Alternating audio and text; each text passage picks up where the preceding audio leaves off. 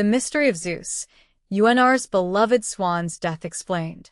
A beloved campus icon is gone, and the truth behind his passing has finally come to light. But here's the twist. Was it really as simple as it now seems? Latest developments.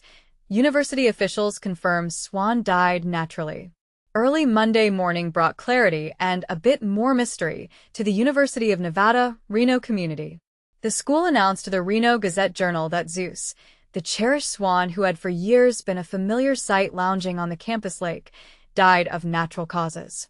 According to the official statement, a thorough animal autopsy, called a necropsy, performed by the Necropsy Services Group in Davis, California, found no evidence of trauma, no injuries, no foul play, just the inevitability of nature.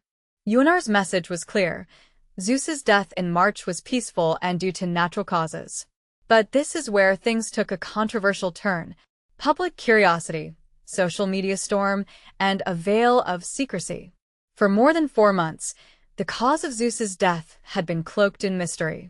The majestic swan, who had become something of a campus legend, was discovered lifeless by Manzanita Lake on March 10th. Immediately, whispers and wild theories flooded social media. Could Zeus have fallen victim to an accident or even cruelty? Demands for transparency and calls for a comprehensive investigation echoed, both online and off. Recognizing the campus's concern, the university quickly stated it was taking the speculation very seriously. In mid-March, officials promised a formal necropsy and even urged anyone with information to come forward, reporting it directly to university police. Yet, as weeks passed, the university kept details tightly under wraps. In May, officials declined to say if any tips had come in or if any videos from the surrounding area had been reviewed.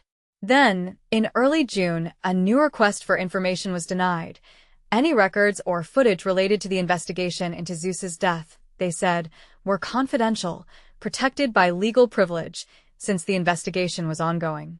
Even by July, responses to questions about updates were slow and cautious, leaving some to wonder, was there more to the story, or simply an abundance of caution? A look at UNR's Swan legacy, symbols of serenity amid campus life. If you've ever strolled past Manzanita Lake, you've witnessed the tranquility that Zeus and his fellow swans brought to the University of Nevada, Reno. In an Instagram tribute, the university remembered Zeus as the graceful white mute swan who, with his elegant feathers and gentle presence, became a living emblem of calm for students, staff, and the wider community.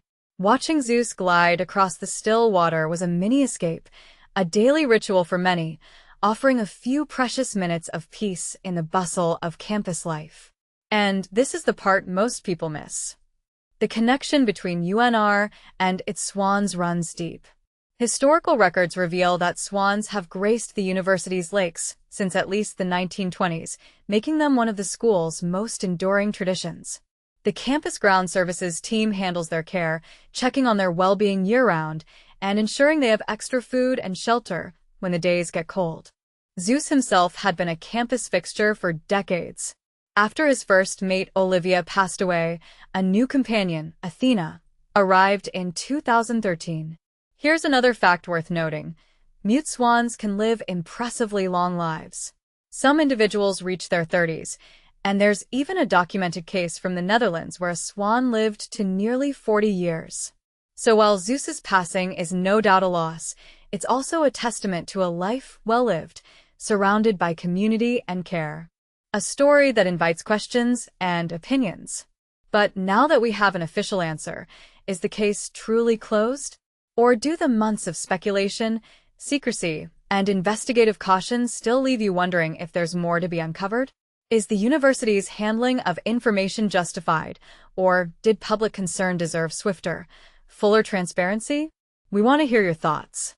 Do you agree with UNR's approach to handling Zeus's legacy and the investigation, or do you feel the university owed its community more openness from the start? Share your perspective in the comments, and don't hesitate to challenge the status quo. After all, sometimes the real story is not just in the facts, but in how we respond to them. The heartbreaking story of Zeus, a beloved swan's natural death at UNR.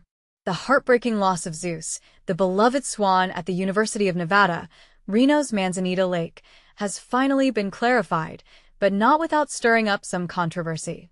A thorough necropsy performed by the Necropsy Services Group in Davis, California, has confirmed that Zeus passed away in March due to natural causes, with no evidence of injury or foul play found during the examination. This finding should bring some relief to those who admired the swan as a peaceful symbol on campus. But here's where it gets controversial. Despite the official report, social media has been buzzing with unsubstantiated claims accusing members of Nevada's Greek life community of involvement in Zeus's death. These rumors have sparked a serious response from the university, which has stated that it is giving these allegations full attention and that an investigation is currently underway.